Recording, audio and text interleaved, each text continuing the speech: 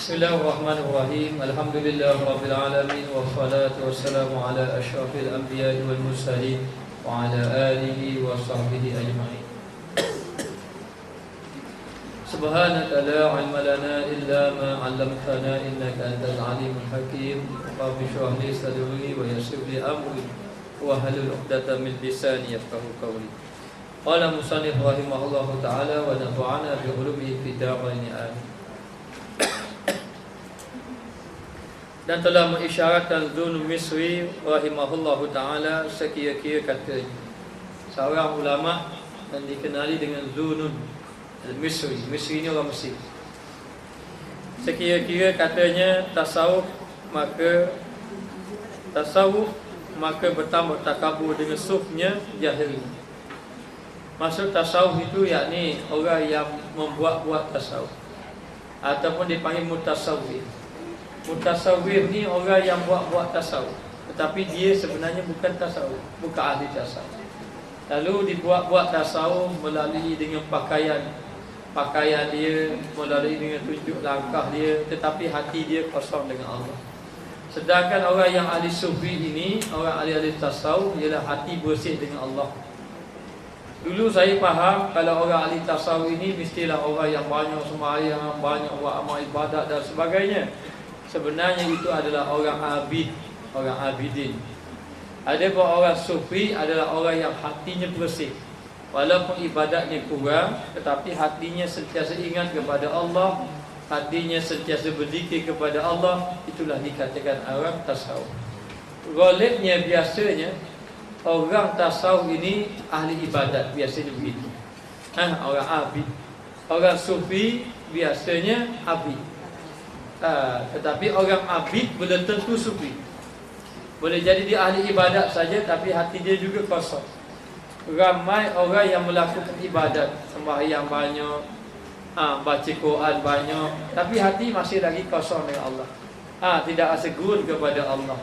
Ramai orang yang betul-betul jaga sembahyang, tapi hatinya macam mana? Kosong juga, tidak berzikir kepada Allah. Maka dia abid, tidak sufi. Tapi biasanya sufi itu abid. Lalu dikatakan orang yang tasawuf, orang yang hatinya bersih. Sebenarnya orang yang sebenarnya yang melalui jalan ketuhanan adalah ahli sufi. Maknanya orang yang membersihkan hatinya kepada Allah Subhanahu wa taala. Maka sesiapa yang membersihkan hatinya kepada Allah, dialah orang yang benar-benar sampai kepada Allah. Tetapi setengah orang dia menunjukkan dia sufi dengan memakai pakaian ahli sufi, dengan menunjukkan akhlak seperti akhlak ahli sufi, dengan menunjukkan tingkah laku seperti ahli sufi, tetapi sebenarnya hati dia tidak berzikir kepada Allah, hati dia tidak ingat kepada Allah Subhanahu wa ta'ala. Maka yang dikatakan tasawuf di situ, tasawuf maka bertambah takabur. Tasawuf maknanya mutasawwif, orang yang menunjuk-nunjuk tasawuf. Boleh siapa-siapa boleh tunjuk-tunjuk tasawuf. Letak tasbih sok-sok, gatul tekok. Mana? Ahli tasawuf. Pakai baju macam ahli sufi betul-betul. Orang lain pakai serban dia serban dua. Padahal dia bukan ahli sufi. Dia ahli mutasawwif. Jadi nak beritahu pakai jubah, sama. Siang malam. Tak ada orang aja jumpa dia pakai t-shirt, pakai baju kemeja di mana-mana. Tak tunjuknya dia tasawuf. Hakikatnya tak tasawuf. Lalu dia kata mutasawwif, orang yang buat tasawuf ini, dia tidak sedar dengan perbuatan dia itu sebenarnya menambahkan takabur, menambahkan sombong. Lalu dia pun pakailah jubah siang malam. Lalu dia pun kata dalam hati, ustaz lain tak macam aku. Aku ni pakai jubah sama. Tengok ustaz lain tu, kadang-kadang piah pakai, kadang-kadang tak pakai piah. Dia tengok ustaz dalam TV, apa ustaz ni? Ustaz benda itu, piah tak pakai. Orang pakailah jubah, tentang dia pakai jubah. Maka sebenarnya dia tidak sedar bahawa tasawuf dia itu menambahkan kesombongan. Kerana Allah Ta'ala tak tengok zahir. Allah Ta'ala tak melihat kepada perkara zahir. Dan kita boleh tunjuk perkara zahir, tetapi hakikatnya yang diperlihatkan itu batin. Walakin yazuru illa qulubikum, akan tetapi Allah Ta'ala melihat akan hati-hati kamu. Adakah benar hati-hati kamu ini betul-betul mencari Allah Ta'ala? Adakah benar hati kamu ni benar-benar bersih dengan Allah Ta'ala? Maka itulah yang dikehendaki. Lalu katanya ramai orang yang menunjukkan dia ini tasawuf, tetapi sebenarnya semakin dia tunjuk tasawuf semakin bertambah takabur. Begitu juga dengan ahli ibadat. Kalau kita melakukan amal ibadat sudah banyak, contohnya kita boleh puasa sunat Isnin Khamis, kita boleh membaca Al-Quran satu hari satu juzuk, sebagai contoh.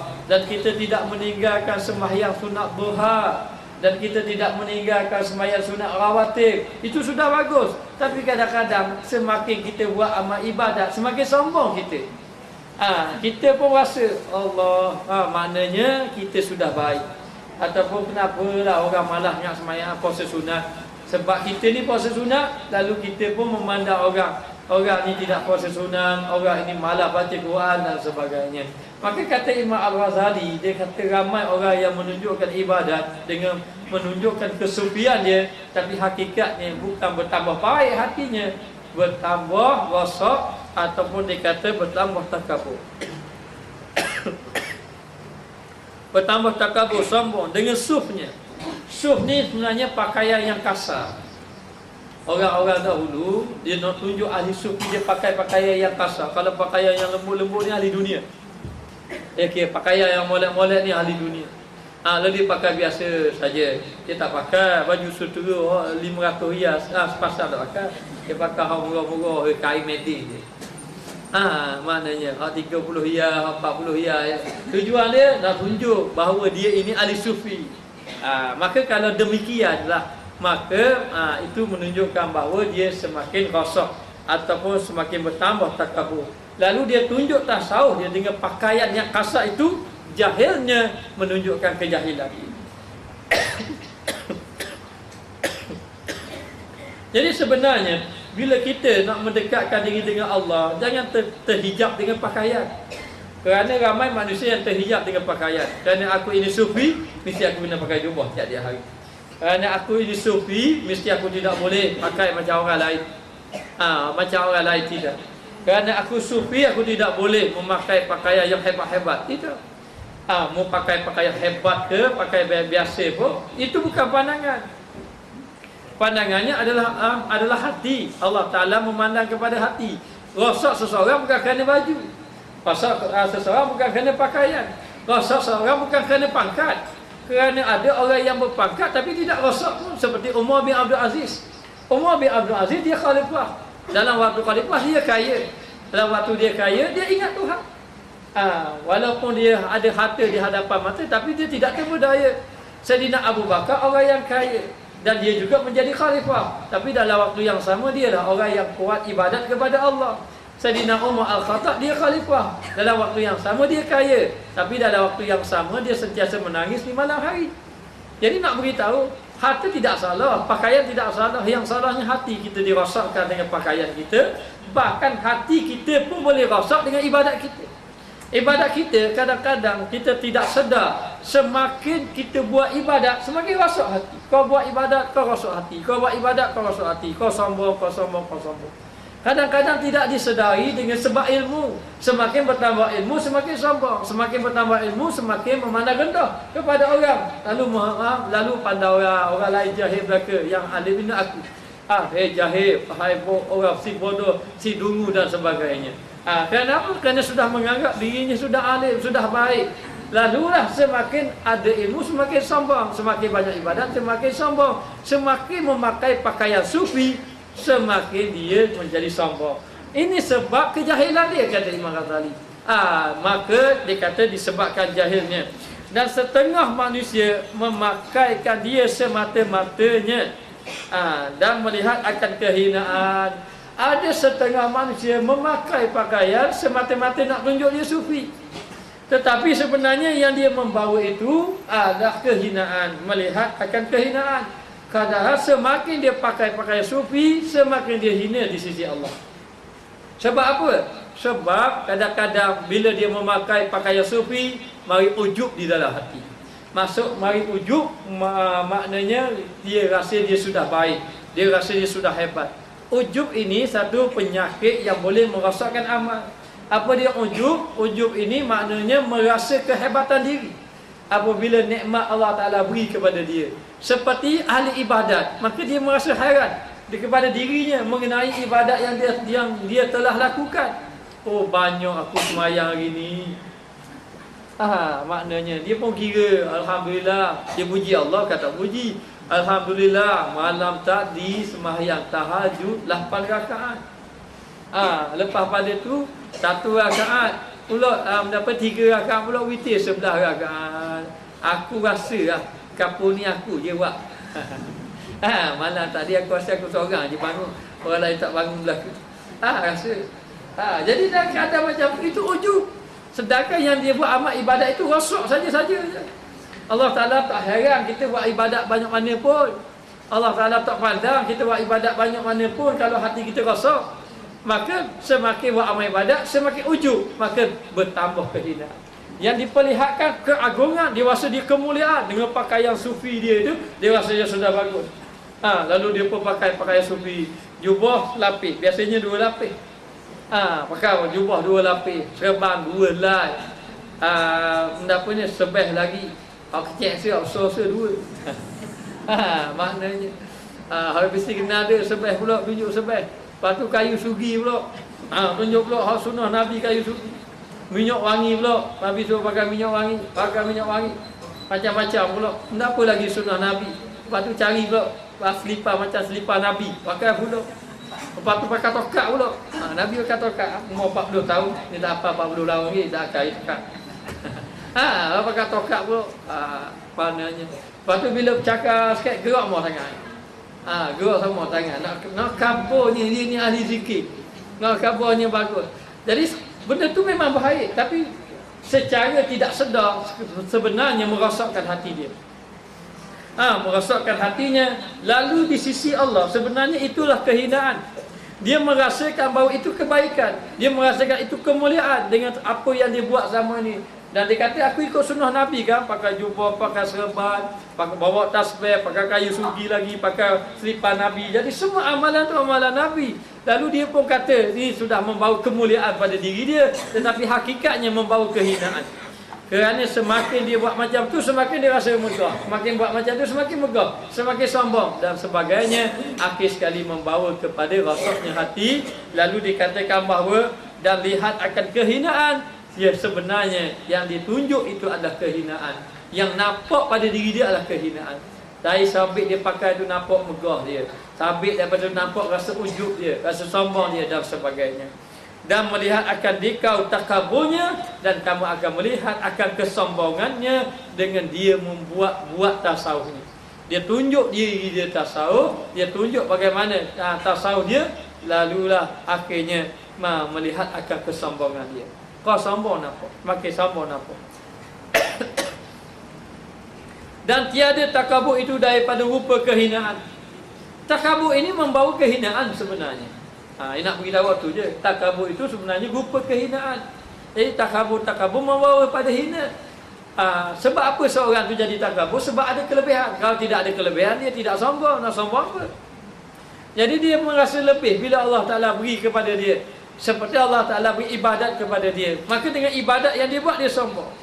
Maka dengan ilmu yang dia ada, dia sombong.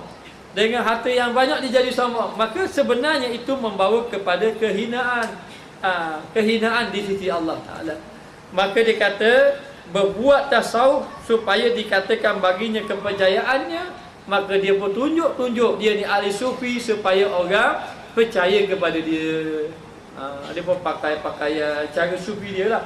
Lalu dia pun tunjuk cara dia tu dengan tunjuk tasbih dan sebagainya. Lalulah orang pun kata dia ni orang yang baik, orang yang amanah dan sebagainya. Orang pun percayalah pada dia. Jadi mudah dia bercakap, orang ikut dia. Maknanya orang pun yakin dengan dia belaka. Padahal hati dia ni penuh dengan lalai kepada Allah. Hati dia kosong dengan Allah Subhanahu Wa Taala. Jadi sebenarnya Allah Ta'ala tak pandang. Allah Ta'ala tidak pandang pada zahir. Boleh jadi orang yang bercakap, orang yang memakai pakaian tasawuf itu kadang-kadang hatinya lalai kepada Allah, kosong dengan Allah Ta'ala. Boleh jadi orang biasa-biasa saja, orang yang tidak memakai seperti mana orang-orang ahli sufi, hanya pakaian biasa-biasa saja, tapi orang yang macam inilah ingat kepada Allah. Jadi sebenarnya ukuran seseorang itu dekat kepada Allah bukan kerana zahir dia. Ada orang berbangga dengan pakaian dia, dengan memakai pakaian yang hebat-hebat. Kalau orang lelaki ni dia pakai jubah lah biasa, selah, dua lah, mana pakai jubah, sekabang lagi, lepas tu pakai, bawa lagi tasbih, lepas tu setengahnya bawa tongkat lagi. Maknanya kalau dia buat tu sunnah Nabi semuanya, hanya atas orang. Kalau orang tu memang ada yang memakai jubah sebab tu memang betul-betul dia mengikuti sunnah Nabi. Tapi ada orang yang memakai begitu memang semata-mata menunjukkan kesombongan dia. Maknanya ini atas hati masing-masing. Kalau dia itu sombong, dia pakai jubah 2 lapis sebagai contoh. Ini saya contoh orang lelaki, orang apa saya tak tahu kan. Pakai jubah 2 lapis contohnya. Lepas tu dengan pakaian meniru secara ulama. Tapi dia sendiri tahu yang bahawa dia ini sebenarnya ada dalam hatinya kesombongan, dia tahu sebenarnya. Tapi hak dia tahu tu dia biarkan saja hidup dengan kesombongan dia. Lalulah dalam waktu yang sama orang pun akan muliakan dia. Bila orang sudah muliakan dia, dia akan merasa bahawa apa yang dia buat itu baik, tetapi sebenarnya semakin merosakkan diri dia. Maka ini kena jaga-jaga. Allah Ta'ala tidak pandang perkara itu. Allah Ta'ala memandang kepada hati-hati yang sentiasa ingat kepada Allah. Sebab itu ulama-ulama menyuruh kita agar memperbanyakkan berzikir kepada Allah, supaya apabila kita berzikir, hati kita akan jadi ingat kepada Allah. Jadi bila hati ingat kepada Allah, hati menjadi bersih. Lalulah bila hati sudah bersih, maka itulah kemuliaan. Tetapi kalau hati itu tidak bersih, bukan membawa kepada kehinaan, bahkan apa yang dibuat itu sama ada dipakai dengan pakaian yang hebat-hebat, boleh membawa kepada kehinaan. Maka tidak dapat kita naklah menjaga perkara yang macam ini. Jadi jangan terpedaya dengan perkara yang zahir tadi. Dan tiada maknanya tasawuf itu amanahnya. Maka tak ada makna dia. Tiada makna tasawuf dengan amanah yang ditunjukkan tadi. Padahal hatinya bukan amanah, hatinya khianat. Dan tiada berkehendak akan Allah Ta'ala dengan dia. Allah Ta'ala tidak menghendaki amalan zahir yang dia buat tadi, seperti memakai pakaian ahli-ahli sufi. Ini berlaku pada zaman Imam Al-Ghazali. Dia baca duduk zaman dia. Zaman dia, kalau zaman dia begitu, zaman kita pun begitu juga. Jadi dia pun berpegang orang pakai jubah serban ni tak boleh percaya. Jadi nak beritahu, kalau zaman Imam Ghazali mengatakan bahawa orang zaman dia dahulu memang ada yang menunjukkan kesufian, tunjuk cara-cara sufi dengan pakaian-pakaian sufi, tetapi hakikat dia, hati dia memang belum lagi sufi. Hatinya belum lagi bersih dengan Allah Subhanahu Wa Taala. Lalulah pada ketika itu ramai orang yang terpedaya menjadi pengikut-pengikut kepada orang ini. Sebenarnya hatinya, jiwa dia kosong dengan Allah. Dia semakin sombong. Semakin ramai pengaruh semakin sombong. Semakin banyak ilmu semakin sombong. Semakin ditunjuk amal ibadat, semakin mendapat kemuliaan, kepujian, semakin sombong. Dia tidak suka. Maka kalau kita duduk dengan orang-orang yang seumpama ini, apa yang kita dapatkan di dalam hati kita ini bukan perkara yang membersihkan hati. Semakin kotor hati kita, semakin kotor sebenarnya. Sebab tu dahulu dah saya beritahu dah, kalau kita mengambil ilmu dengan seseorang, ilmu ni dia ada dua. Sama ada ilmu itu memberi cahaya ataupun ilmu itu memberi kegelapan dalam hati. Walaupun dia itu bercakap tentang ilmu, tetapi apabila yang ada di dalam hatinya kesombongan, kemegahan, ujub kepada Allah, sum'ah, riya, takabur dan sebagainya, maka ilmu yang keluar daripada lidahnya akan masuk dalam hati kita di antara sifat yang ada pada orang itu. Takabur, sombong, ujub, riya, sum'ah dan sebagainya. Walaupun yang keluar daripada mulut dia itu adalah ilmu, tetapi yang hasil dia punya asah dia. Maknanya seumpama satu cawan ini, kemudian dalam cawan ini kotor, dan cawan ini kotor, lalu dicampur dengan air itu akan kotor, lalu diberi minum, maka yang kotorlah masuk dalam tubuh badan kita. Kerana apa? Kerana asah pada cawan itu adalah kotor. Maka demikianlah asah pada itu adalah hati. Jadi bila hati tadi, sebab tu Imam Al-Ghazali dia beritahu kerana zaman dia perkembangan tasawuf sudah keluar, sudah hebat masa ketika itu. Ada pun zaman kita sekarang ni perkembangan fiqh sebenarnya. Fiqh ini, kalau perkembangan fiqh ini belum lagi dapat membersihkan hati manusia. Kerana fiqh ini hanya memperelokkan ibadat, tetapi membersihkan hati lah jalan tasawuf. Lalu ketika Imam Al-Ghazali membawa kepada masyarakat dia melihat masyarakat dia rosak sebenarnya pada ketika zaman dia, lalu dia menghidupkan agama dengan melalui jalan tasawuf. Dia menulis kitab Ihya Ulumuddin, dia menulis kitab Mukasyafatul Qulub, dia menulis kitab Munqidh Minadh Dhalal, dia menulis kitab Minhajul Abidin yang kita baca hari ini. Ini karangan Imam Al-Ghazali. Jadi hasil daripada karangan dia, daripada apa yang dia buat pada masyarakat dia berubah. Masing-masing bila tasawuf sudah berkembang, masing-masing nak jadi ahli tasawuf lagi. Bila masing-masing nak jadi ahli tasawuf, yang bukan ahli tasawuf pun jadi ahli tasawuf juga. Masing-masing pun tunjuklah kehebatan-kehebatan, lalulah masyarakat tasawuf semakin berkembang, semakin rosak. Sepatutnya tasawuf berkembang semakin baik, tapi semakin rosak. Lalu Imam Ghazali beritahu, jaga-jaga kamu. Minggu lepas kita beritahu siapa ada ulama dia pesan, maknanya buatkan rumah aku ini wahai anakku jauh daripada rumah ulama-ulama. Kerana apa? Kerana yang dikatakan ulama-ulama itu ulama-ulama dunia, ulama-ulama yang merosakkan hati-hati manusia. Ulama yang tidak membawa manusia itu kepada Allah, kepada Rasulullah ataupun kepada pembersihan hati. Lalulah dikatakan di situ, ramai orang ketika zaman dia menunjuk-nunjukkan tasawuf tapi hakikatnya tidak tasawuf. Jadi Imam Ghazali ingatkan kepada dia, dan Allah Ta'ala tidak menghendaki mereka. Allah Ta'ala tidak menghendaki mereka, tetapinya dikhendaknya dengan jalan kepada khianatnya, yang dikhendaki khianat. Sebenarnya apa yang dia buat tu dia khianat pada orang. Dengan apa? Dengan dalam hatinya ada riya, ada takabur, ujub, sum'ah dan sebagainya. Itulah dikatakan khianat. Khianat. Kalau seorang itu menyampaikan ilmu, bila dia menyampaikan ilmu tujuan dia untuk orang memberi kemuliaan kepada dia, itu khianat. Kalau dia menyampaikan ilmu tujuan dia nak suruh orang puji ke dia, itu khianat juga. Tujuan dia, bila menyampaikan ilmu tujuan dia ni, dia dapat menyombongkan diri dia kepada orang lain, itu khianat. Maka kata Imam Ghazali mengatakan bahawa sebenarnya orang-orang yang menunjukkan sufi sedang hakikatnya dia tidak sufi, yang dia bawa itu bukan bawa kepada Allah, tapi dia bawa kepada pengkhianatan dirinya dan kepada orang yang mengambil ilmu daripada dia. Maknanya, maka dikatakan di situ, maka takutlah olehmu, kata Imam Ghazali. Takut, jaga-jaga. Olehmu wahai laki-laki daripada kebinasaan ini, daripada perkara yang boleh merosakkan ini. Yang empat, yang empat tu dah apa? Yang dahulu. Yang pertama, panjang angan-angan. Panjang angan-angan. Panjang angan-angan ni macam berasa hidup lama sama. Maknanya kalau dengar orang mati orang lain kita tu. Maknanya hidup berasa hidup lama. Panjang angan-angan ni menyebabkan dia lupa akhirat, lupa ibadat. Maknanya orang angan-angan panjang, dia lupa ibadat, dia lupa akhirat. Dia menangguhkan amal ibadat. Lalulah tak apalah, lambat lagi sampai masa dia bertaubat lah. Taubat kan mudah terima, Allah Ta'ala terima. Lalu dia dah tangguh. Lalu masuk tahun baru pun rasa tak ada apa-apa. Sebenarnya masuk tahun baru kau dekat dengan mati, semakin dekat dengan mati. Sebenarnya kita ni semakin dekat dengan perjumpaan dengan Allah Ta'ala, tapi kita rasa tak ada apa-apa pun, tak ada beza pun apa yang kita lalui selama ini. Jadi ini tandanya seorang itu masih duduk dalam panjang angan-angan. Yang kedua, ajalah. Ajalah ni tergopoh-gapoh, nak benda yang segera. Benda segera ni benda dunia. Maknanya sedangkan kita disuruh bersabar untuk amalan akhirat.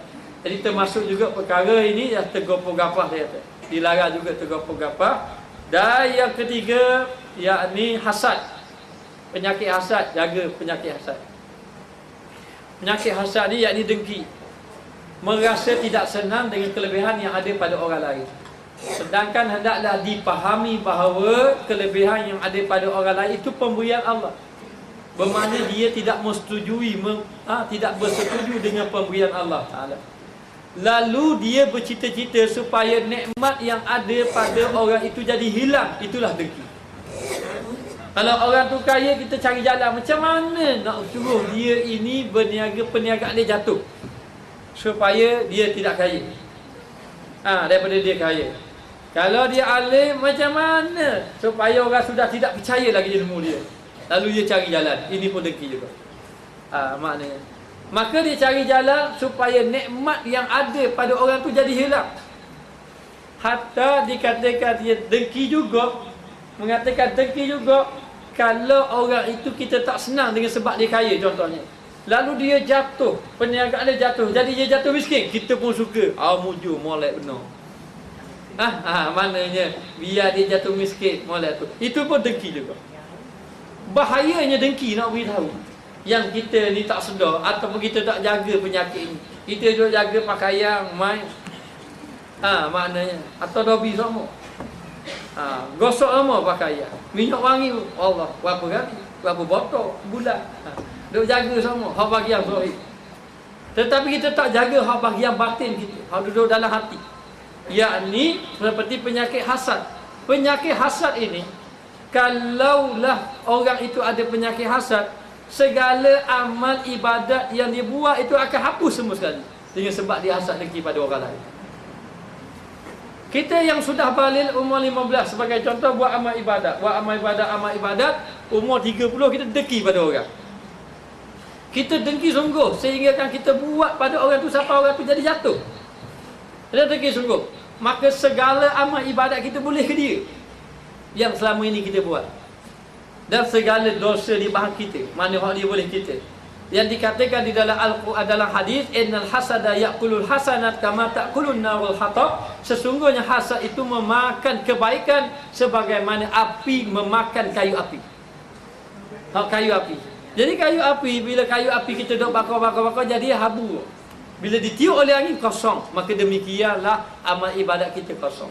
Maka orang yang hasad ini, kalau penyakit dia tidak buang di dalam hati, penyakit hasad ini nanti dia bangkit di hadapan Allah, dia tidak ada pahala. Dia akan tanya Allah Ta'ala, mana pahala saya? Ya'ti yaumal qiyamah bi salatin wa zakatin wa siyamin. Saya telah datang kepada Allah dengan membawa pahala zakat, haji dan sebagainya, tapi tidak ada pahala. Pergi mana? Rupa-rupanya pahalanya telah diambil oleh orang yang dia dengki dahulu. Orang yang dia dengki dahulu. Sebab tu kita jangan susah. Kalau orang dengki pada kita, kita kena gembira. Tiba-tiba orang dengki pada kita, Allah, buat nasi kunyit kita. Kena gembira. Kalau kita faham tu tak ada apa. Kau ramah, kau suka hati. Kau bergembira. Maknanya sebab apa? Sebab semakin banyak. Tapi kalau kita lebih gembira lagi kalau orang yang dengki itu ahli ibadat. Malam tadi dia semayang malam. Ni buat qiyamul lail saja tu dengki. Luka hati kita. Moga-moga pahala qiyamul lail itu datang kepada kita. Itu tak perlu susah. Maka dia kata itu penyakit dengki. Yang keempat, kibir, sombong. Sombong termasuk dalam tadi yang kita bahas yang terakhir ini, sombong. Sombong sebab apa? Sombong sebab pakaian je. Pakaian rasa pakaian sufi tu. Orang lain pakai serban, dia pakai serban tu rasa sufi tu. Lalu sombong, duduk jalan gitu. Maknanya duduk jalan tu. Depan orang ramai nak kabur. Kita ni ahli sufi, pakaian kita kena jaga. Maknanya. Jadi itu sombong. Sombong pun rosak juga amalan. Maka ada orang sombong dengan sebab pakaian, ada orang sombong dengan sebab hati, ada orang sombong dengan sebab pengaruh, ada orang sombong dengan sebab ilmu. Ada orang sombong dengan sebab ibadat. Ibadat punya sombong. Maknanya dapat tamu gaul dengan orang tau. Sebab apa? Sebab nak jaga ibadat. Orang wisalam pun dah jawab. Assalamualaikum, kau gerak laju tak sebab. Dah nak jawab salam. Maknanya duduk jaga ke ibadat. Jadi nak beritahu akhir sekali kosong. Jadi 4 perkara. Maka dia kata istimewa takabur. Apa makna istimewa? Apa makna istimewa? Istimewa maknanya la siyamat. Maknanya tak utama sekali takabur, kena jaga. Bukan istimewa takabur antara 4 ambil istimewa takabur, bukan. Istimewa takabur maknanya lebih-lebih lagi takabur. Istimewa tu lebih-lebih lagi kamu kena jaga sifat takabur. Itulah yang paling utama. Kena jaga takabur, sombong. Sebab apa dia kata? Maka bahawasanya tiga yang dahulu, angan-angan panjang, ajalah ni sebenarnya lebih kepada nak cari hal dunia, akhirat kediam-kediam. Berapa tambah semayang lagi? Tak apalah, apa masa kita semayang lah. Tapi nak cari dulu. Kita nak kerja-kerja dulu biar dapat betul-betul perniagaan kita sudah maju betul-betul, orang lain boleh jaga, baru nak beribadat. Ini pun tipu daya juga, kena tipu daya juga. Kemudian satu lagi hasad. Itu hasad. Merosakkan merosakkan amalan. Maka bahawasanya tiga yang dahulu, cita-cita panjang, tergopoh gapar dan juga hasad, itu tempat tergelincirnya. Tempat dia ini tergelincir, dan dikalau tergelincir, terjatuhnya. Tergelincir itu terjatuh dalam dosa. Ayat rekah, tergelincir itu terjatuh dalam dosa. Dan jikalau tergelincir padanya, kalau dia jatuh dalamnya, dalam hasad, yakni dia melakukan hasad ataupun cita-cita angan-angan panjang, tak ada memikirkan ibadat langsung. Tulul amal ni, angan-angan panjang ni tak ada fikir ibadat.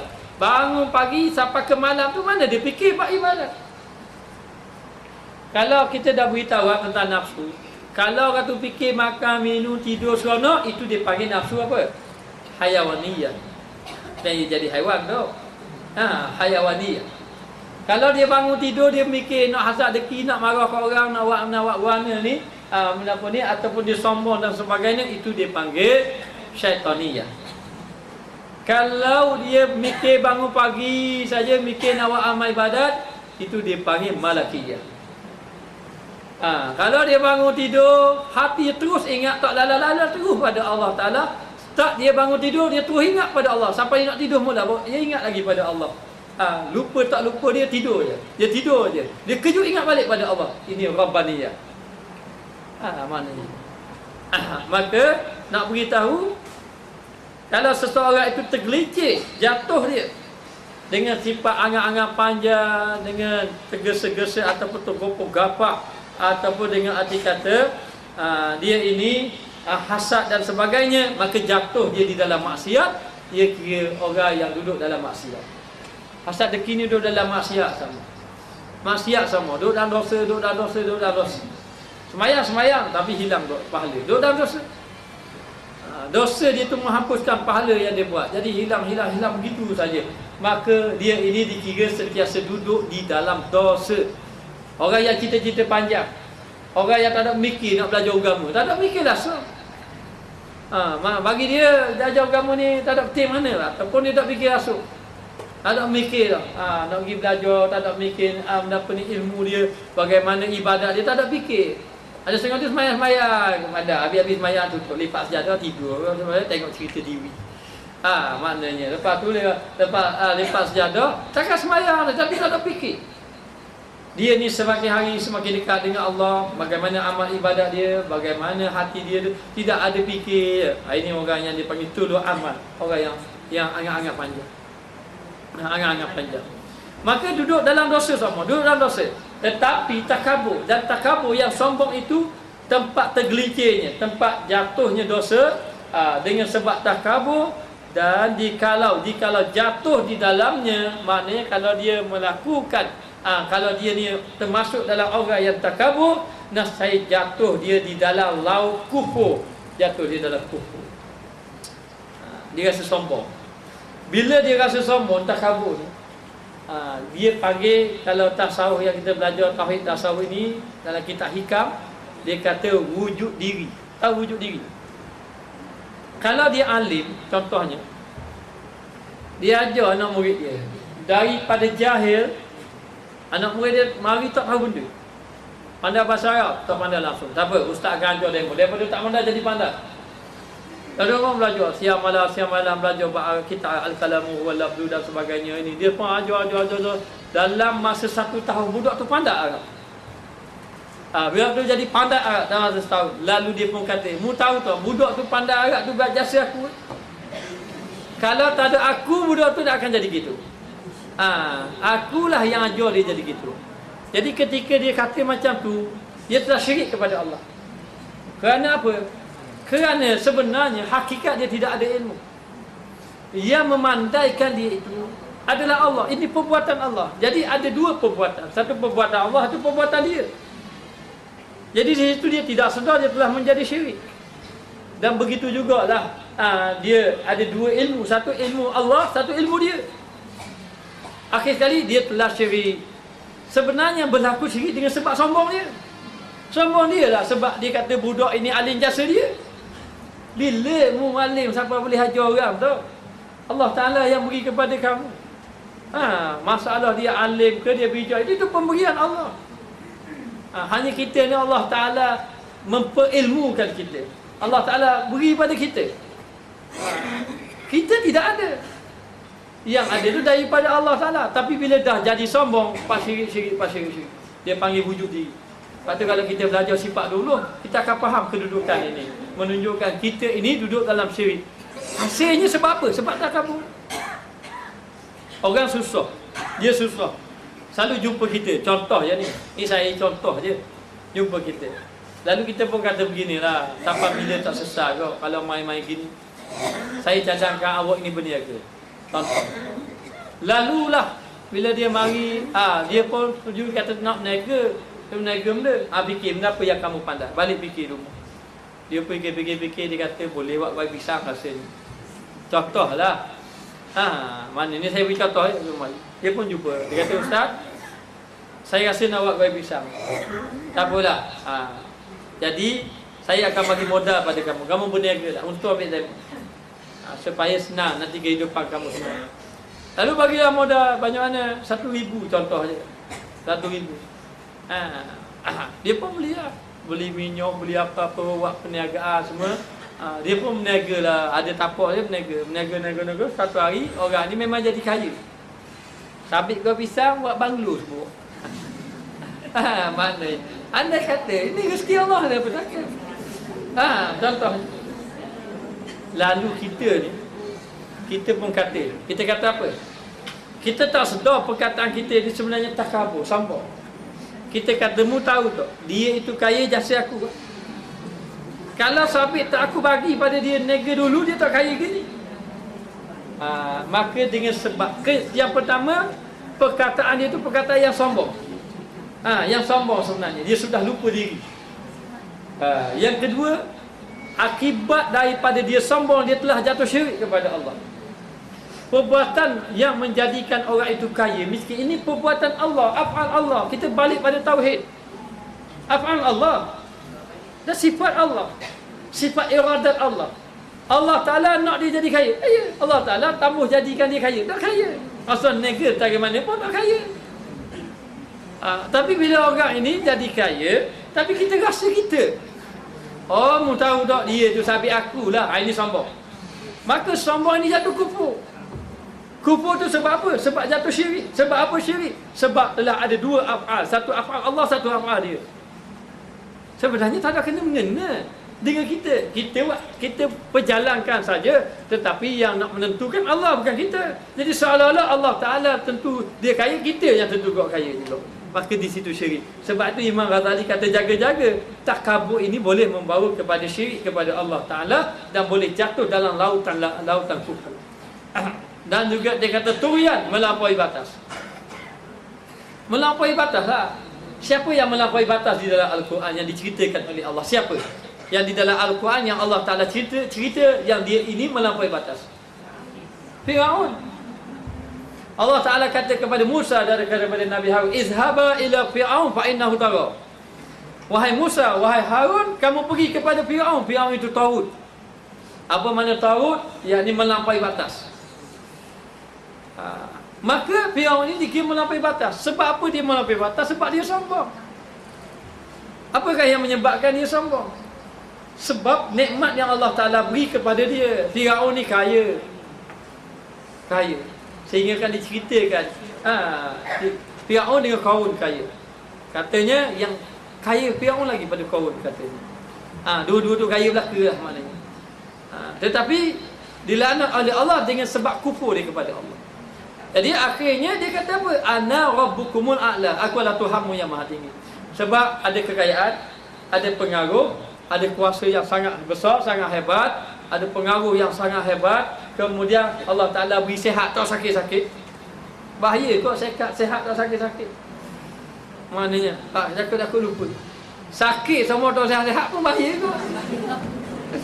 Bapalah Allah Ta'ala beri saya sakit semua, orang lain sihat. Bahaya juga. Sihat tak sakit-sakit. Tapi sakit, sihat tak sakit-sakit bahaya. Sakit tak sihat-sihat pun bahaya juga. Ke Firaun ini Allah Ta'ala beri dia sihat tak sakit-sakit. Maknanya lalu sangat hebat dengan kerajaan dia besar hebat. Lalu dia sombong. Dia kata apa? Dia tu tahu tak, sungai Nil yang mengalir tu bawah kereta aku lah.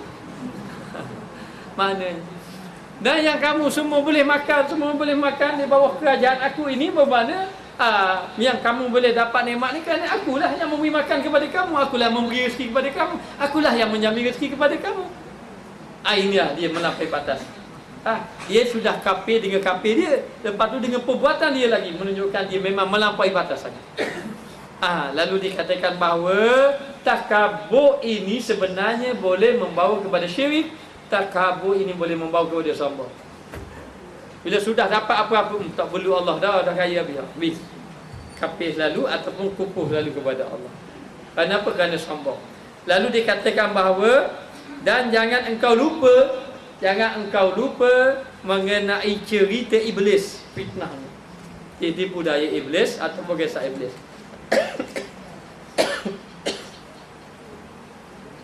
Mengenai iblis kan dia jadi kafir. Iblis ni katanya dia asalnya ahli ibadat. Asalnya dia beriman dengan Allah. Wa iz qulna lil malaikati isjudu li adama fasajadu illa iblis aba wastakbara wa kana minal kafirin.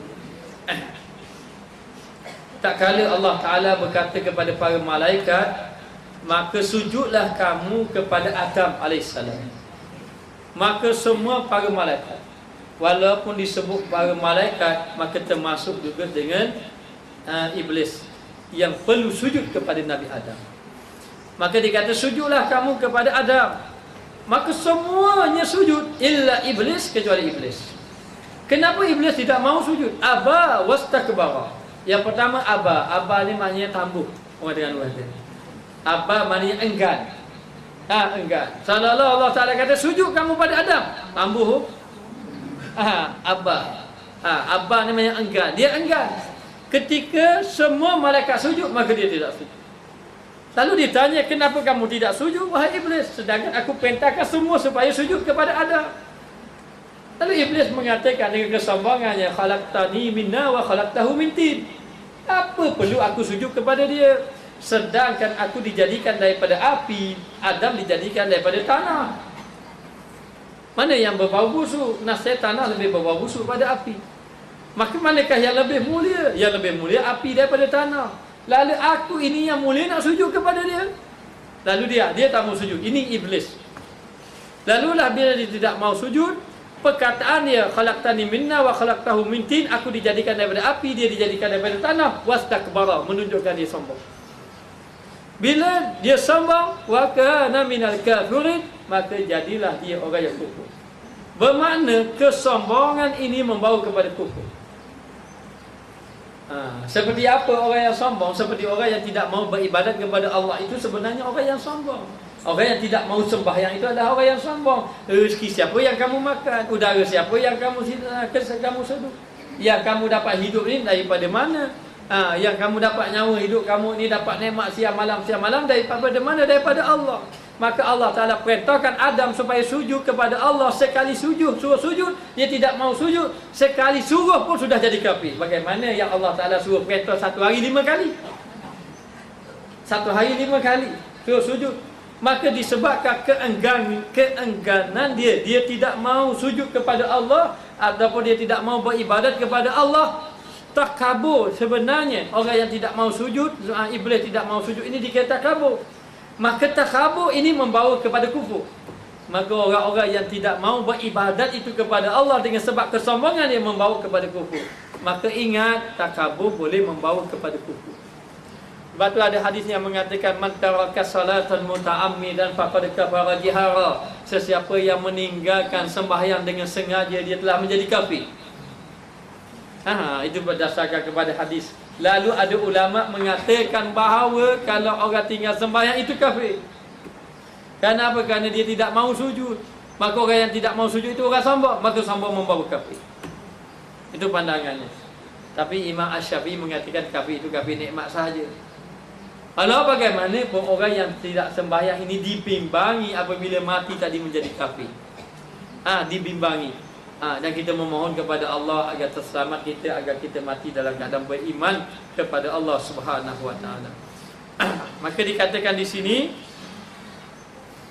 kita iblis dan fitnahnya dan dipeliharakan kami sekaliannya dengan elok tiliknya. Moga-moga Allah Ta'ala memelihara kita dengan tiliknya, dengan pandangannya. Moga-moga Allah Ta'ala memandang kita dan memelihara kita daripada segala maksiat. Jaga kita. Maksiat batin ini lebih bahaya daripada maksiat zahir. Maka kita minta Allah Ta'ala pelihara kita. Nak buat macam mana? Bukan senang nak hilang hasad. Ada belaka. Orang yang timbul hasad ni apabila orang itu ada kelebihan. Kalau orang itu ada ilmu, dia akan rasa hasad dalam ilmu dia. Kalau orang itu ada pengaruh, dia akan ada hasad dalam pengaruh dia. Maknanya, jadi macam mana kita nak hilangkan penyakit-penyakit yang ada dalam hati? Kalau penyakit zahir, kita kena berjumpa doktor. Maknanya, kita beritahu makan obat ni, doktor kata 3 kali sehari. Makan-makan, insya-Allah sembuh dengan izin Allah Ta'ala. Tapi ini penyakit batin. Takkan kita pergi jumpa doktor, doktor tolong saya doktor, macam mana nak buang hasad dengki saya. Doktor kata kena bedah. Kena buat operation pembedahan hati. Maknanya. Jadi macam mana? Saya ini selalu buruk sangka. Buruk sangka makan obat ni 3 kali sehari. Ini antibiotik, kena habiskan makan. Ni bagian ni. Ada doktor tak akan kata macam itu. Ini penyakit dalam hati ni bukan penyakit yang mudah. Lalu dikatakan memang mesti berjumpa dengan doktor juga. Dan dimasukkan doktor itu adalah guru yang mursyid ataupun guru-guru yang boleh mendidik hati-hati manusia supaya hati manusia itu benar-benar bersih di sisi Allah Ta'ala. Kemudian hendaklah mengamalkan apa yang diperintahkannya, seperti disuruhnya berzikir, lalu berzikir. Ia berzikir untuk membersihkan hatinya.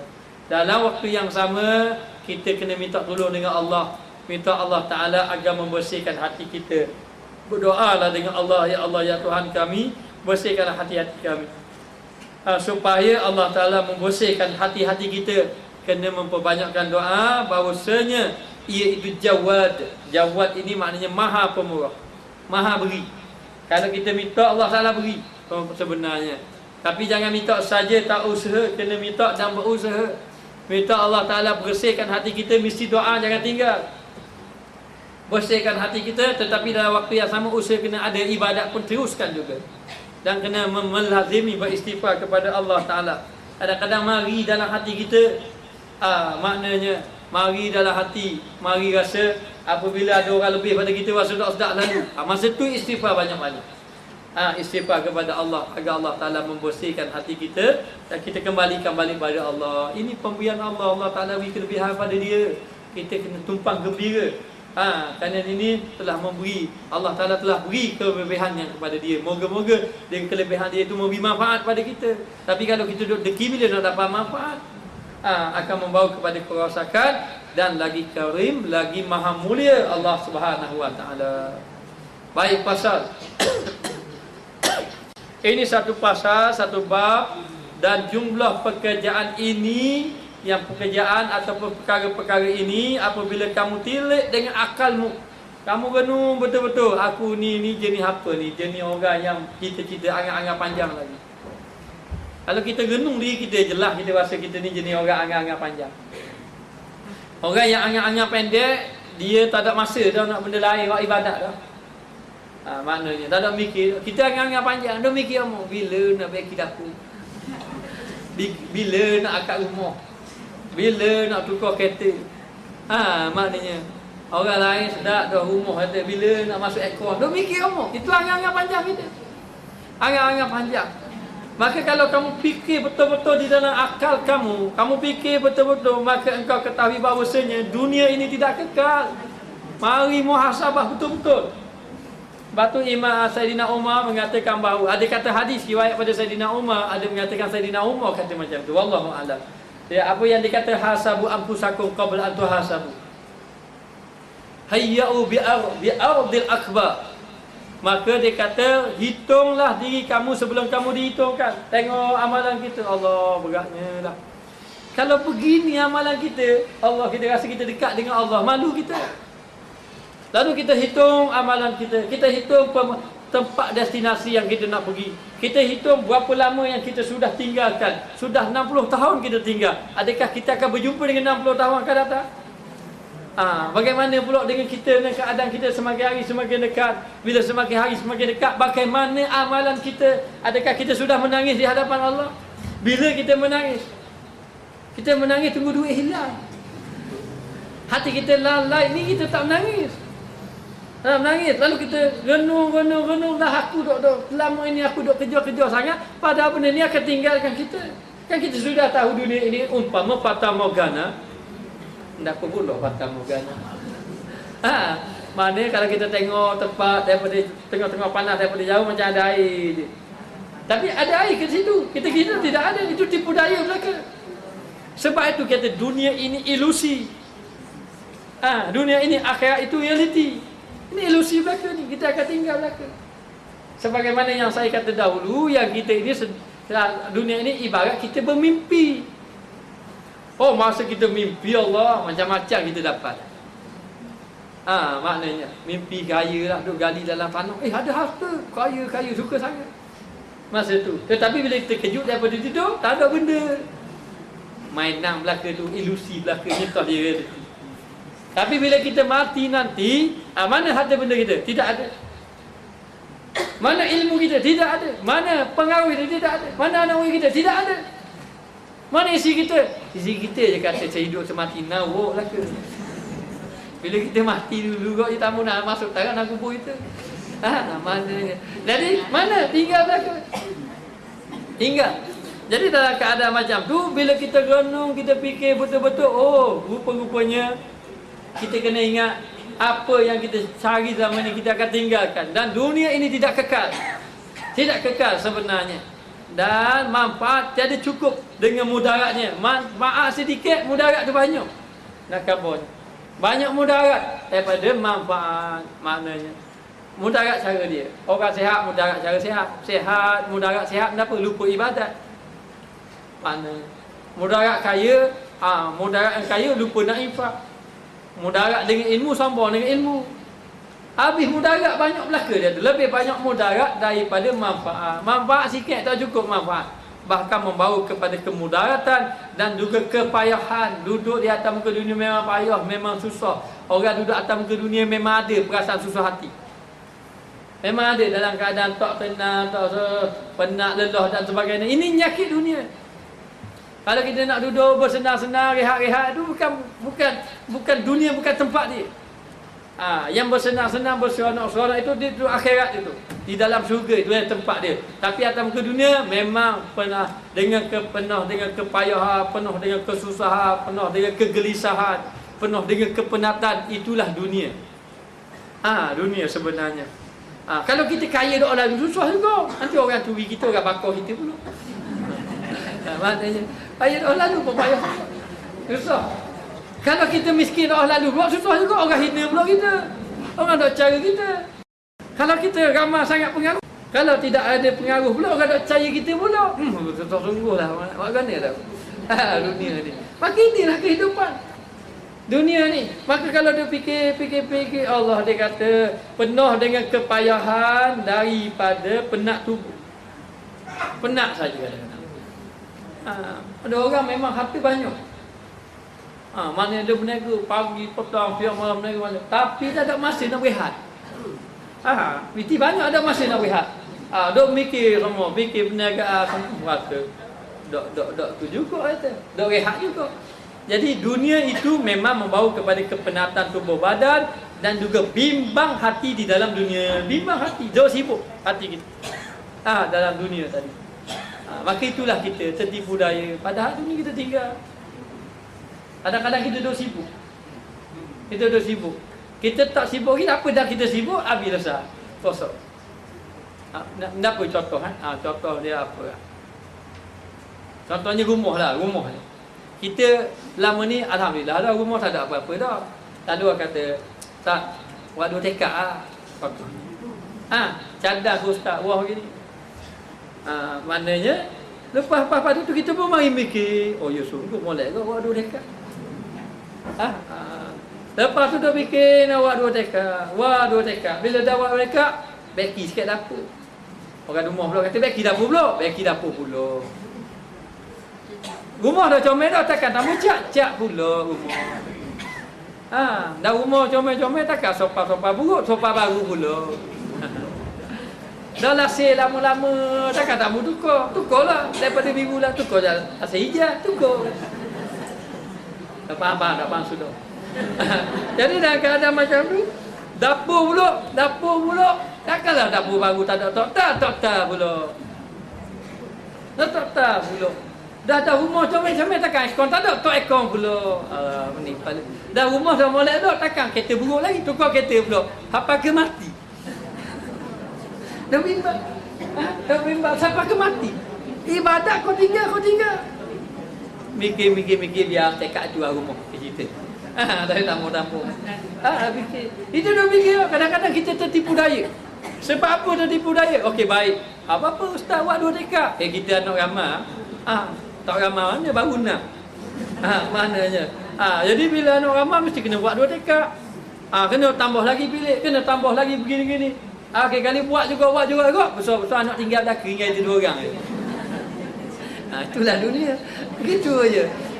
Lalu kita isteri duduk atas rumah, dia duduk atas, kita duduk bawah, tak jumpa jari.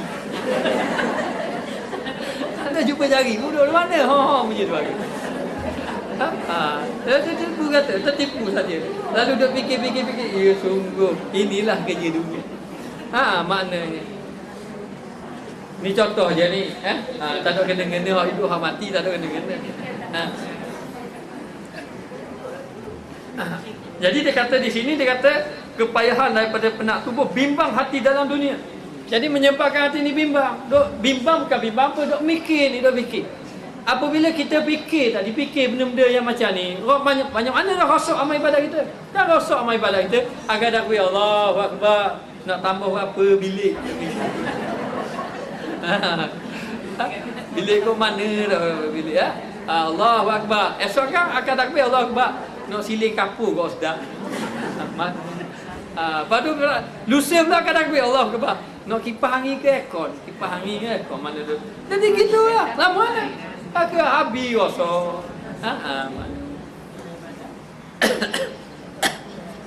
Kita kata gitu tu diri kita. Orang mari. Saya nak cadang ustaz buat umur 2 dekad. Buat gini. Mikir saya. Seminggu mikir. Mikir kita, molek ikut orang cadang itu tu. Dia tu tak jadi kau gini cadang tu. Mari mikir, keringat Mihajul Abidin. Ya sungguh dia kata. Jadi bimbang kita di dalam dunia dan juga saksa di dalam akhirat. Apabila kita duk sibuk kepada perkara-perkara macam ni, lama mana tu? Boleh jadi nak siapkan umur 3 tahun. Capung simpan piti 2 tahun, 5 tahun tu. Lepas tu hak siap rumah, nak tambah lagi aksesori dia tu 2 tahun. Lepas tu nak apa ni? Nak tukar hak benda lain pula, siap bahagian rumah, mari kereta pula, nak tukar kereta pula 2 tahun pula capungnya tu. Akhir kali rosak gitu saja amal ibadat kita. Lalulah perkara ini menyebabkan kita telah rosak amal ibadat kita, membawa kepada siasaan di negeri akhirat. Rugi kita. Sebab itu dikatakan oleh ulama, manusia yang memikirkan kepada perkara dunia itulah pembawa penyesalan di negeri akhirat. Menyesal dia, Allah apalah 3 tahun aku mikir bab ni. Kalau aku mikir ke agama, fikir ke hati aku, fikir ke agama, fikir ke akhirat, fikir ke ibadat, kan untung. Tapi dia rosak gitu lah. Dah yang kita fikir siapa besar-besar bilik 6, bilik 6, 8 bilik. Maknanya akhirnya kita tinggal 2 orang saja. Akhir kali kita mati tinggal juga. Tak ada bermanfaat. Tak ada benda. Sedangkan nak dapat tu payah lelah tu. Manfaat. Siap-siap rumah. Duduk dah lama mana? Ni dekat 40 dah. Biasanya Tak lama mana. Maknanya tiga-tiga Allah habis gitu saja. Yang kita bawa itu kita tinggal habis. Rumah-rumah kita tinggal, harta-harta benda kita tinggal, pangkat kita tinggal, ilmu kita tinggal, pengaruh kita tinggal, habis kita tinggal. Yang kita bawa amal ibadat kepada Allah. Tapi ibadat itu sikit. Kenapa ibadat sedikit sedangkan aku sudah beri kepada umur 100 tahun contohnya. Maknanya aku sudah beri umurmu 60 tahun, aku sudah beri umur kamu 50. Tapi kenapa amal ibadat kamu sedikit? Mana hati kamu aku bagi kepada kamu hati? Lalu dikatakan hati aku ini lalai, aku dah fikir perkara dunia. Maknanya inilah binasa kita, tipu daya yang menyebabkan kita lalai kepada Allah. Sedangkan kamu kena ingat hisab yang panjang di negeri akhirat. Allah Ta'ala tak hisab ke sebagaimana hisabnya atas muka dunia ni. Kita punya apa ni, kehidupan kita tahu. Dia panggil benda apa ni, hasil dalam negeri. Hisab hati kita tahu. Allah Ta'ala tak tanya atas muka dunia pakai kereta jenis benda, estima je. Berapa tak pakai hak mahal kan? Tak ada. Allah Ta'ala tak tanya. Allah Ta'ala tak tanya benda apa ni, rumah bilik berapa, 3 bilik 4 bilik. Allah Ta'ala tak tanya. Allah Ta'ala tak tanya kat mana nak bohong masa tu mengajar tu. Dah tanya. Nak memakai jubah tu beli di mana? Dah tanya. Maknanya anak berapa orang, lelaki berapa, puan belaka. Dah tanya. Yang tanya tu temu dega kerja. Temu dega tak kerja, tanyalah anak berapa, isteri berapa.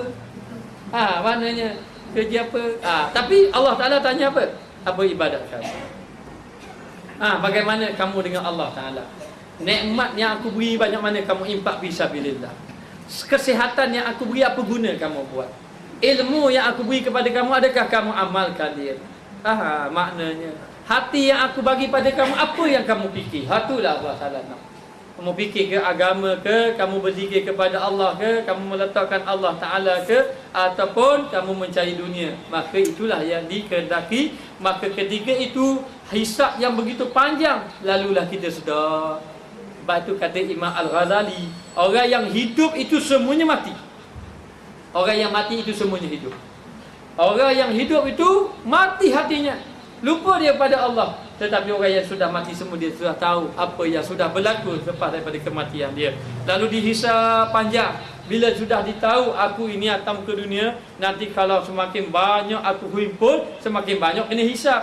Semakin banyak aku fikir, semakin banyak aku menyesal. Semakin banyak aku rugikan masa, semakin banyak tak abad ibadat aku. Lalu duk fikir. Kalau macam tu tak boleh jadi dah, aku duk kejar, tumpu kepada dunia. Yang benda inilah yang aku tinggal. Baik aku carilah benda yang lebih kekal daripada itu. Apa dia? Lalu akhiratlah yang dia tumpu.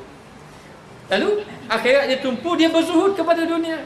Apa makna berzuhud pada dunia? Dia mensyukuri apa yang sudah ada, tetapi dia tidak meninggalkan amal ibadat. Apa yang dia adalah, tapi dia tumpu kepada amal ibadat. Dan dia pastikan sesuatu nikmat yang dia ada tidak menghalang dia beribadat kepada Allah. Tak kira nikmat apa. Nikmat harta tak menghalang dia beribadat. Nikmat pengaruh tidak menghalang dia kepada ibadat. Nikmat anak yang ramai tidak menghalang dia beribadat. Ini pun satu juga masalah. Kadang-kadang anak juga menghalang kita melakukan amal ibadat kepada Allah Ta'ala. Jadi sebenarnya apa-apa yang Allah Ta'ala beri kepada kita, pastikan kita mesti berzuhud. Apa makna berzuhud? Tidak menjadikan perkara nikmat itu penghalang untuk kita melakukan amal ibadat. Tetapi bila kita sampai dekat negeri akhirat yang disebut di dalam Al-Quran, yauma la yanfa'u malun wala banun, hari yang tidak memberi manfaat harta benda dan juga anak pinak, illa man atallaha biqalbin salim, kecuali orang yang datang kepada Allah dengan hati yang sejahtera. Datang ke dunia kita sudah sejahtera dengan Allah, hati sudah selamat dengan memikirkan perkara-perkara dunia, maka dia datang dengan Allah hati yang selamat kepada Allah. Tetapi kalau hati di atas muka dunia ini dia memikirkan perkara-perkara dunia, yang mana perkara dunia yang dia fikir inilah menghalang dia melakukan amal ibadat, maka dia tidak selamat berhadapan dengan Allah, kerana hati dia belum selamat lagi di sisi Allah. Maka demikianlah atas muka dunia ini kena memperbanyakkan ibadat kepada Allah Ta'ala. Dan dia kata hendaklah kamu zahid engkau pada barang yang daripada halal. Zahid. Apa makna zahid ni? Apa panggil zuhud? Apa makna zuhud? Zuhud ini maknanya tidak meletakkan sesuatu itu di dalam hati. Ada zuhud. Dema dapat kenderaan besar ke, rumah besar ke, pekerjaan besar ke, gaji besar ke, tak dalam hati. Sehinggalah tidak menghalang dia melakukan amal ibadat. Ada mengatakan zuhud itu meletakkan dunia di tangan, akhirat di alam hati. Itu zuhud. Ada mengatakan zuhud, mengatakan bahawa zuhud itu mengambil apa yang cukup sahaja dan yang selebihnya diberikan pada jalan Allah. Ada yang dikatakan zuhud itu adalah tidak mengharapkan apa yang ada di tangan orang lain untuk dirinya. Maknanya tidak mengharapkan, hanya merasa cukup dengan apa yang sudah ada. Maka banyaklah istilah-istilah ataupun makna-makna zuhud, maka hendaklah jadi orang yang zuhud kepada Allah. Maknanya ataupun zuhud juga menjaga diri supaya tidak tertipu daya dengan dunia. Sebab tu kena jaga-jaga. Saya kagum dengan seorang sahabat saya, ceritalah. Saya tidak mengenali dia kecuali saya pergi ke Yaman baru saya kenal dia. Dia ni dia belajar. Dia belajar dan dia ni alim lah. Alim. Jauh alim dia pada saya. Sehingga kan saya kena belajar dengan dia. Hingga saya kata, Allah, anak ni kalau dulu kat umur hantar ni anak akan pergi belajar dengan hantar sama. Dia alim dia. Jadi satu hari bila kita pun masih nak balik tu ambil nombor telefon, cuba telefon dia dari jauh menghubungkan silaturahim. Dan saya rasa senang berkawan dengan dia. Masa duduk di Yaman tu saya banyak kawan dengan dia. Lalu lah balik di Malaysia. Saya ingat balik di Malaysia, flight naik kapal terbang pun sekali. Sehingga kan masa sampai di Kuala Lumpur, saya tidur rumah dia. Saya tidur rumah dia, saya tengok banyak kitab-kitab, banyak buku-buku. Dan dia mengkaji. Dan dia ni mengambil PhD. Mengambil PhD. Katanya sudah habis dah, boleh jadi doktor lah dia. Dia mengkaji tentang tafsir. Dan dia meminati ilmu sufi. Tasawuf. Jadi saya rasa senang berkawan dengan dia. Jadi lepas pada itu dia pun balik dan dia pernah datang di Terengganu. Tidur di Terengganu dan saya pernah pergi hantar di satu surau sebagai jemputan, pergi mengajar dan sebagainya. Jadi selang berapa lama saya pergi dia, lalulah dia pun beritahu pada saya, beritahu tawaran pada saya. Tawaran nega. Saya ni bukannya ahli nega, tak pandai-pandai pun nega. Jadi dia bagilah perniagaan. Mungkin muslimat ingat, dia bagi saya untuk menjual Quran terjemahan. Terjemahan. Sehingga sekarang saya tidak jual. Ada sebab-sebab saya tidak jual. Jadi Quran terjemahan tu sangat laku. Kita balik 3 kuartal seminggu habis. Lepas saya kena tunggu Kuala Lumpur. Lalu saya main mikir, rosak saya ni. Duk mikir ke benda ni. Mana? Sebab fikir ke benda ni. Lalu saya turun. Memanglah bila kita turun, kita beli tu memang ada keuntungan. Walaupun kita turun dengan minyak ada keuntungan. Saya ingat benda ni berlaku pada saya. Jadi secara tidak sedar saya duk fikir ni, tak apalah seminggu sekali saya turun. Turun pula balik hari. Malam saya tolak. Malam tolak, ambil barang, lepas tu mari sini selalu sudah. Sampai subuh, lepas tolak kuliah kari sini pula. Letih kita. Maknanya. Jadi begitu keadaan. Saya rasa, ganggu amal ibadat. Terganggu. Lalu satu ketika bila saya pergi Kuala Lumpur bawa keluarga semua, saya singgah dia. Acaklah saya selalu dengan dia. Kuala Lumpur saya jumpa dia. Saya pergi kali yang kedua, kali yang ketiga, keempat saya ingat dah. Dia ajak bawa saya tu pergi kat kedai dia. Rupanya dia sudah boleh sewa kedai. Dalam saya 1 bulan 4,000 gitu lah sewa kedai tu. Dengan setiap ada aircon semua dah maju belah kedai. Dah maju dan dia punya barang sampai tepah ikut kapal. Bukan ikut bah, ikut kapal. Barang terpaksa ambil ikut kontainer tu. Tunggu kat kontainer tu. Kata dah maju. Lepas tu saya pergi lama tu pula. Dia sudah pakai kereta mewah dah. Tapi ada satu masalah yang berlaku pada diri dia. Dia ini pendakwah macam saya. Tetapi bidang dakwahnya sudah semakin longgar. Mananya. Anak murid tunggu kat ustaz. Mana ustaz kuliah subuh dah dok ni? Mana kuliah maghrib ni sekejap ada, sekejap tak ada ni. Lalu rasa macam tu. Dia tidak rasa apa-apa pekat awalnya. Tak apalah dia boleh macam tu. Sedangkan lama satu ketika kita pergi pula. Masa pergi dia, kita bercakap-cakap dengan dia tu, dia pun kata anak tambah jual lah benda ni. Kerana pada malam Ramadan, selepas dia buat amal ibadah, mungkin dia buat qiyamul lail ke apa-apa, lalu Allah Ta'ala campur dalam hati. Dia kata anak mari satu kesedaran, dia kata. Satu kesedaran, dia kata anak duk fikir amal ibadah. Dulu Quran tak tinggal dia baca. Tiap hari dia baca Quran. Hari ni tak baca Quran dah. Dalam masa. Ha? Kemudian dulu kitab banyak Dan ni kitab jadi perhiasan.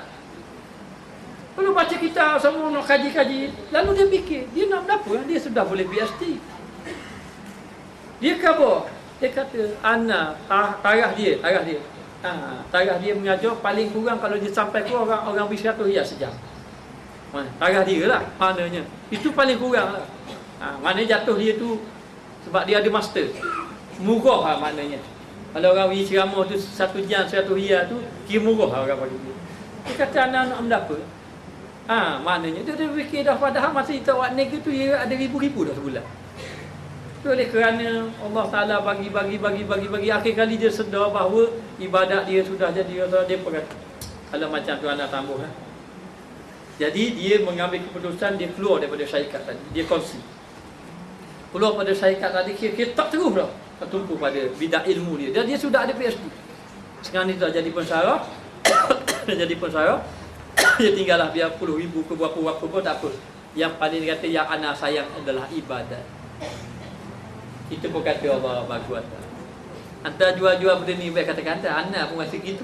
Anak turun kolku rasa jadi gitu. Dia mikir kata, kan aku jadi gitu. Tipu daya. Bola. Lalu dalam keadaan macam tu dia pun tinggal terus. Sekarang ni dia tumpu balik kepada dakwah, tak jadi macam dulu. Dah boleh dakwah siang malam, dah betul-betul tumpu kepada dakwah betul. Hanya kita puji dia, alhamdulillah tak boleh buat gitu. Kita dah boleh sanggup, tak berani kata. Sebab kita tak sampai kita tahayat. Kalau kita sampai tahayat, aku tutup kuliah ni. Maknanya, daripada alhamdulillah kita puji dia. Tapi dalam kitab Minhajul Abidin yang kita baca hari ni, memang dia kata begitulah. Tipu daya, kalau fikir akal ni aku. Ini mana sayang? Ibadat ke ni? Sedangkan yang ini aku akan tinggalkan. Yang ini aku akan bawa. Lalu dia fikir. Kalau macam tu, kena zuhud lah. Maka zahid dia engkau pada barang yang halal daripada halalnya. Maknanya zahid, kamu hanya ambil sekadar yang cukup untuk diri kamu. Yang lebih tu, kamu guna pada jalan agama. Bukan suruh zahid jadi hak kaya jadi miskin, bukan. Zahid, kamu jadi orang yang zuhud, kamu ambil barang yang halal saja. Yang halal untuk kamu, cukup bahagian makan kamu, untuk kenderaan kamu dan sebagainya. Lebih banyak lagi, lebih banyak infak pada agama. Cari untuk jalan agama Allah Ta'ala. Barang yang daripada halalnya, maka tiadalah kamu mengambil daripadanya, tidak mengambil daripadanya barang yang halal tadi itu, melainkan barang yang tiada bagimu. Tiada maknanya mesti bagimu. Dah dapat dah. Yang nak ambil kau mesti. Jangan sampai tak ambil langsung, apa nak makan pun ada. Dah boleh. Maknanya. Okey, sekarang ni kita ada tanggungan kita. Lalu kita sudah berniaga. Orang yang sudah kaya lah cara dia tu. Maka ambil lah bahagian kekayaan dia untuk nak rumah dia, untuk kenderaan dia, untuk anak dia, untuk apa-apa dia. Yang lebih itu infak pada agama. Supaya apa? Supaya hati kita tidak lalai kepada Allah. Maknanya. Dan dikatakan di sini, melainkan barang yang tiada bagimu daripadanya di dalam ibadat, daripada bahagian yang halal itu untuk ibadat. Jadi ambillah untuk kita nak beribadat. Ambil bahagian apa yang kita nak. Kenderaan, ambil kenderaan. Jangan pergi buang kenderaan. Maknanya. Lepas tu perniagaan, jangan pergi tutup perniagaan. Bukan itu caranya. Perniagaan kita berperniagaan, tapi tujuan kita nak mengambil bahagian kita. Tujuan kita untuk meringankan ibadat kita. Kerana kalau kita tidak ada harta, nanti menghalang ibadat kita. Kita kata takbir Allahu Akbar. Allah ni nak baca juga nak ada harta. Kan nak ganggu ibadat, memang ganggu. Agak takbir Allahu Akbar, Allah kata huluk nak kena tarik, Allah sakit. Imam baca tahiyat, dia baca Fatihah, duduk tahiyat. Maknanya. Itu bahaya. Mayang zuhur, mayang asar, duduk berdiri baca tahiyat. Asyhadu an la ilaha illallah. Dia mikir, hati dah ada. Padang tu.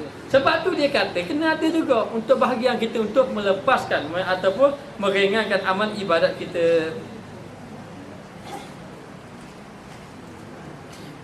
Tiada bagimu daripadanya di dalam ibadat, maka Tuhanmu bagi Tuhanmu untuk beribadat kepada Allah, dan engkau tinggalkan, yakni engkau tegakkan bersedap-sedap, jangan terlalu bermewah ataupun mengambil benda yang melampaui batas, jangan. Kalau kita anak tak ramai, 4 orang saja atau 2 orang, padang nak dengan bilik rumah kita setara tu. Tapi kalau kita duduk 3 orang saja, 3 tekak rumah. Tak penting. 3 orang. Kita, isteri kita, anak kita seorang. Jadi 3 tekak. Macam nak duduk tekak seorang. Maknanya mula susah hati. Anak tidur tekak atas, repot balik. Anak tak balik. Repot balik. Anak saya mana tak balik-balik. Tengok-tengok tekak atas tidur. Jadi nak beritahu siapa dah kena. Jadi dia kata biar padah-padah. Biar munasabah dengan kita. Jangan dia kata tegahkan kau bersedap-sedap dan mengambil lazat itu kepada syurga negeri nikmat. Nak ambil lazat-lazat, nak nikmat-nikmat itu dalam syurga. Negeri nikmat dan yang kekal di dalam berjiran dengan Allah, maknanya yang kekal bersama dengan Allah Tuhan sekian alam. Dan engkau ketahui bahawasanya segala makhluk tiada menyempurnakan janji. Wallahu a'lam. Kita sambung situ. Dan engkau ketahui bahawasanya segala makhluk tiada menyempurnakan janji.